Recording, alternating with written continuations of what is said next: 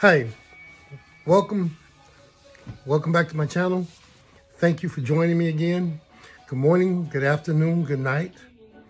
As always, take some time, hit the subscribe, hit the like, hit the share. And now that you've done that, it reminds me of something I heard. I heard a black guy, a white guy, and a Jewish guy die. And they live pretty good lives and they go to heaven. And God says, I'm going to give you each $1 million and send you back.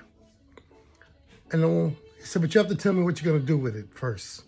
I don't want to send you back and you do something bad with the money.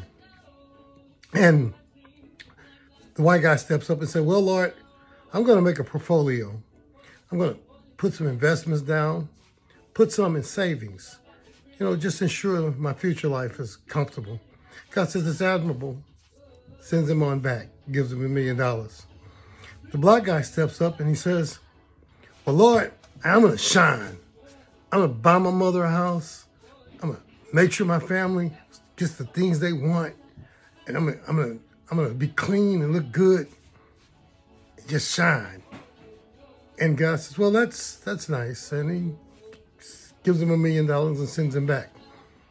The Jew steps up and he says, what about you? He said, Lord, I don't need $1 million. I just need a store and the black guy's phone number. Okay. How we look at things, how we look at ourselves, how we look at who we are in this country. The story I'm talking about today is why I believe there's an exodus. And the evidence of the next video on this clip I'm going to show you shows you that we need an exodus. It is more than time for an exodus. Where you are not judged by status, your degree, level of intelligence, where you're looked upon and predetermined as a criminal from birth. How much more do you need to understand that there is no such thing as a foundational black American? Because at its foundation, there was no black Americans. There were slaves of African descent.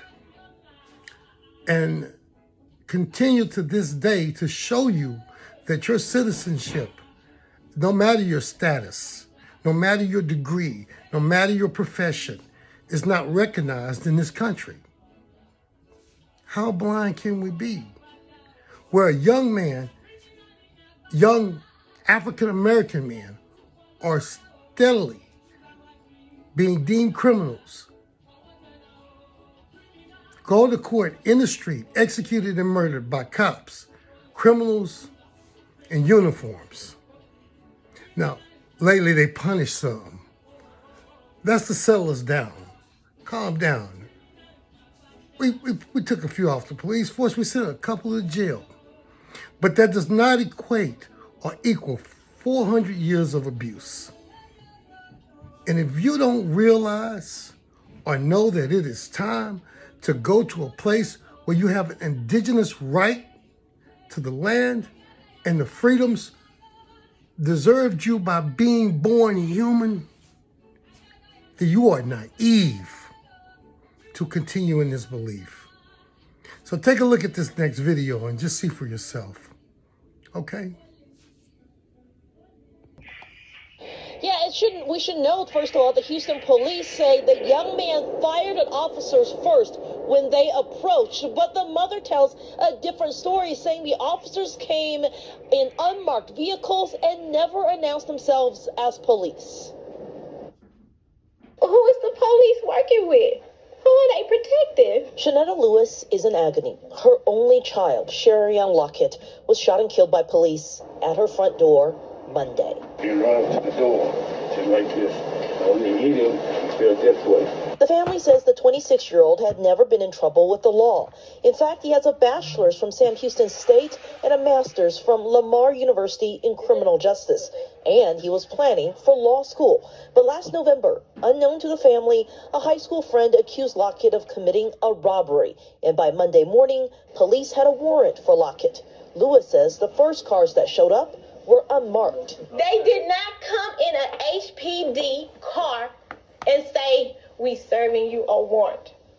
They pulled up in 4 unmarked cars and just started shooting at him. Shortly after Monday's shooting, Police Chief Troy Fenner said it was Lockett who shot first. He also said the officers who showed up were part of a special prevention unit. They do a lot of proactive work, and they're instrumental in locating violent criminals in our city, in our region, who are under warrant.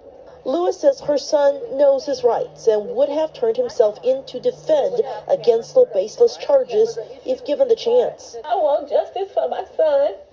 I want him back, but I can't get him back.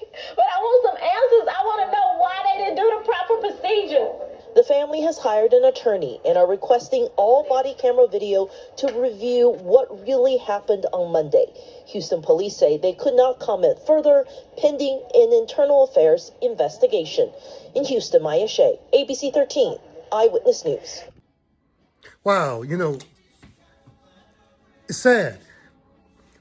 Police show up to this guy's house, 4 unmarked cars, not announcing themselves, guns blazing, with the presumption he's guilty. Bachelor's degree, master's degree. So what was he doing? Committing robberies in between going to class? Makes no sense to me. And there is no excuse for it. There's no provocation for it. I just wonder to myself, and you have to ask yourself this question, had he been a young Caucasian male with these kind of accolades acquired, would they, when they got his name, accusation or not, would they have ran his name and saw that he had no prior police record, no prior criminal history? Would they have showed up to his door to serve a warrant with that kind of show of force? But he's presumed dangerous. HPD police chief says this is a special task force for violent criminals. Well, I'm sure those violent criminals have violent criminal histories. So where was your provocation and probable cause for that kind of show of force?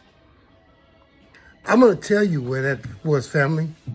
That provocation came because he was a young black male. There is nothing else to it.